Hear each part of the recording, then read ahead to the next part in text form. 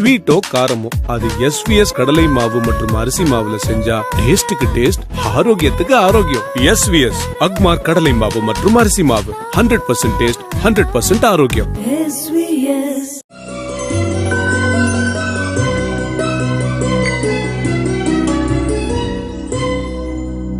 நாயகனாய் நின்ற நந்தகோபனுடைய கோயில் காப்பானே, கொடி தோன்றும் தோரண வாயில் காப்பானே, மணி கதவம் தாழ்த்திரவாய் ஆயச்சிறு மீயரோ முக்கு அரை பறை மாயன் மணி வண்ணன் நென்னலேவாய் நேர்ந்தான் தூயோமாய் வந்தோம் துயிலழ பாடுவான் வாயால் முன்னம் மாற்றாதே அம்மா நீ நேய நீலை கதவம் நீ கேளோரெம்பாவாய்.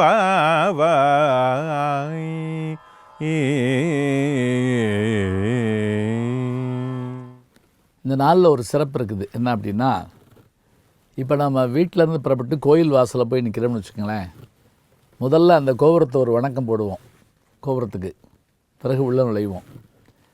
இங்கே 10 தோழிமார் எழுப்பின ஆண்டாள் முதல் 5 பாடலில் மார்கழி மாதத்தினுடைய பெருமை, நோன்பினுடைய அருமை, மழை பெய்ய வேண்டிய அந்த பெருமை எல்லாத்தையும் சொல்லிவிட்டு 6வது பாட்டிலேருந்து 15வது பாட்டு வரைக்கும் தோழிமாரை எழுப்பிட்டா. இப்போ 16வது பாட்டு. இந்த பாட்டில் கண்ணன் எங்கே இருக்கிறாரு? நந்தகோபனுடைய இல்லத்தில் இருக்கிறார். நந்தகோபன் யார்? ஆயர்குலத்தினுடைய தலைவன். நாயகனாய் நின்ற நந்தகோபனுடைய கோயில் காப்பானே, குடிதோன்றும் தோரண வாயில் காப்பானே, மணிக்கதவம் தாழ்த்திரவாய். பார்த்திங்களா? இப்போ வீட்டு வாசலில் காலிங் பெல் வச்சுருக்கிறது இன்னைக்கு. அப்போ கதவுலேயே மணி இருக்கும். இப்போ நீங்கள் கதவை திறக்கிற போதே மணி சத்தம் கேட்கும். உள்ள படார் நம்ம சுதாரிச்சுக்கலாம். ஐயப்பன் கோயிலே இது உண்டு. அந்த கோயில் கதவில் இருக்கக்கூடிய மணியை அப்படி ஒரு அடி அடிச்சுட்டு தான் உள்ளே போவாங்க. மணிக்கதவும் தாழ்த்திரவாய். ஆண்டாள் என்ன சொல்கிறா? தோழிமாரோட போய் நின்று அந்த இவனுடைய நந்தகோபனுடைய வீட்டு வாசல் நிற்கிறாங்க. நாயகனாய் நின்ற நந்தகோபனுடைய கோயில் காப்பானே, கோயிலுங்கிறது வீடு, இல்லு தான், அரண்மனை போன்ற பெரிய வீடு, காப்பவனே, கொடி தோன்றும் தோரண வாயில் காப்பவனே. அது பாருங்கள், அவன் கோயிலையும் காக்கிறான், வாயிலையும் காக்கிறான். மணிக்கதவும் தாழ்த்திரவாய். ஆயர் சிறுமியோரமக்கு அரைபறை மாயன் மணிவண்ணன் நென்னலே வாய் நேர்ந்தான். எங்களுடைய நோன்புக்குரிய பொருள்களை எல்லாம் தருவதாக மாயனும் மணிவண்ணனும் ஆகிய கண்ணபெருமான் எங்களுக்கு நேற்றே சொல்லி அனுப்பியிருக்கிறார். வாய் நேர்ந்தார், நேற்றே சொல்லிட்டான். இது என்ன தெரியுங்களா? அப்பாயின்மெண்ட் வாங்கிட்டு வந்தீங்களான்னு இன்றைக்கி ஒரு கேள்வி கேட்குறோம் இல்லையா? ஆண்டாள் சொல்கிறா, நேற்றே வாங்கிட்டப்பா, நீ எங்களை மறுத்து கதவை போட்டி விட்டுறாத, கதவை தர.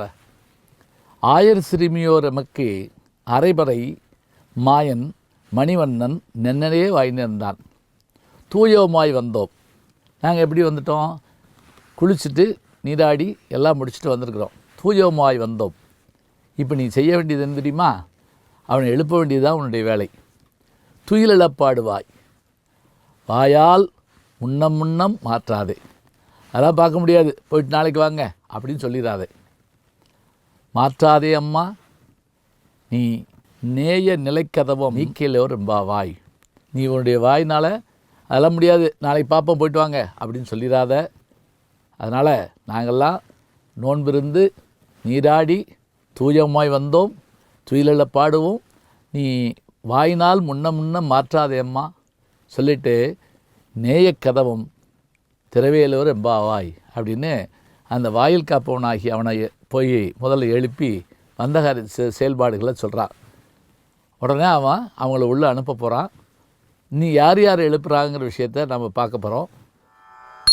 முன்னி கடலை சுருக்கி எழுந்துடையாள் எண்ணத்திகழ்தெம்மை ஆளுடையாள் இட்டிடையின் மின்னி போலிந்தியம் பிராட்டி திருவடி மேல் பொன்னௌ சிலம்பீன் சிலம்பி திருப்புருவம் என்னச் சிலை குலவி நம் தம்மை ஆளுடையாள் தன்னிற் பிரிவிலா எங்கோம நல்பர்க்கு முன்னி அவள் நமக்கு முன் சுரக்கும் இல்லருளே என்ன பொழியாய் மழையேலொரெம்பாவாய்.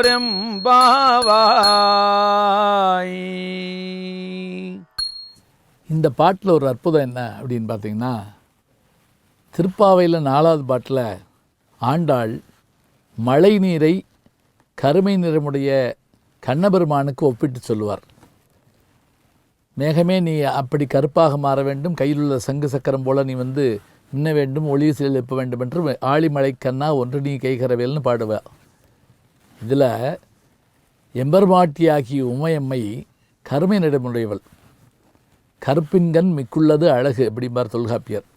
கருப்பு தான் நம்ம நிறமா, மீனாட்சி கருப்பு தானே, அவளை மாதிரி அந்த மேகம் கருமை கொள்ளணுமா. கடல் நீர் ஆவியாகி அந்த ஆவி மேகமாக மாறி அது கருமேகமாக மாறினால்தான் மழை பெய்யும். இப்போ இந்த பாட்டில் பாருங்கள், என் மேகமே நீ எம்பெருமாட்ட வேண்டிய கருமை நிறம் போல கருக்கொள்ள வேண்டும், கருமையாக இருக்க வேண்டும்.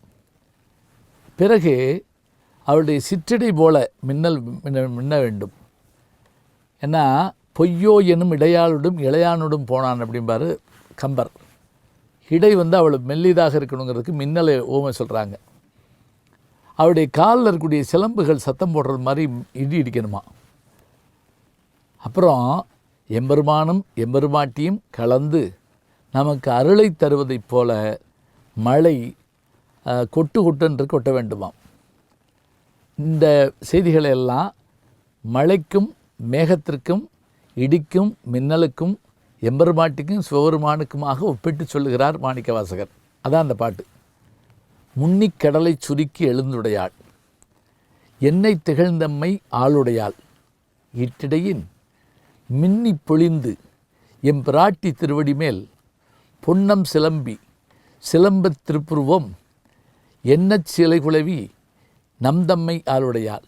இதில் பாருங்கள், இன்னொரு விஷயம், வானவில் தோன்ற வேண்டுமா. அந்த வானவில் எப்படி தோன்றணுமா, அவருடைய திருப்புருவம் மாதிரி இருக்கணுமா, அவருடைய கண் மாதிரி இருக்கணுமா. அப்போ கருமை நிறம் மேகத்திற்கும் அவருடைய இடை மின்னலுக்கும் கால் சிலம்பு இடியோசைக்கும் வானவில் அவருடைய புருவத்துக்கும் ஒப்பையும் சொல்லி என்ன சிலை குழுவி நம் தம்மை ஆளுடையான் தன்னில் பிரிவிலா எங்கோமான் அன்பர்க்கு முன்னி அவள் நமக்கு முன்சுரக்கும் இன்னருளே. அருள் மழை பெய்யணுமா. அப்படியே கடவுள்கிட்ட அது வேணும் இது வேணும்னு கேட்குறமே, கொடுக்க ஆரம்பித்தா நிறுத்த மாட்டாராம். அதனால தான் எதுவும் கேட்கப்படாதான். மழை வேணும்னு கேட்குறோம், விடாமல் பெஞ்சுன்னா நிறுத்த முடியுமா? பெய்யாமல் இருந்தால் கூட தப்பிச்சிடலாம். அருள் அப்படி சுரக்கணுமா. என்ன பொழியாய் மழையேலோர் எம்பாவாய் என்று அந்த அழகான காட்சியை, கருமேகத்தை, மழையை, மின்னலை, இடியை, வானவில்லை எம்பெருமாட்டியோடு சொல்லி எம்பெருமானோடு சேர்ந்து அவள் சுரக்கும் அருளே நமக்கு மழையாய் கிடைக்கின்றது என்று இந்த பாடலை அருமையான விளக்கத்தை சொல்லியிருக்கிறார்